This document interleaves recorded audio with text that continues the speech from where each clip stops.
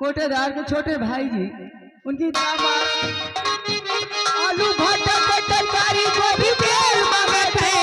तेरे पर के शुगला सोहारी मांगत है, धक्का भौजाई देवर धक्का मारत है। हेलो ये पीले ओ मोर जाने, पीले पीले ओ मोर राजा, पीले पीले हेलो और आगे ओ मोर राजा, पीले पीले ओ मोर जाने, यार की है यारी निभाने, पीले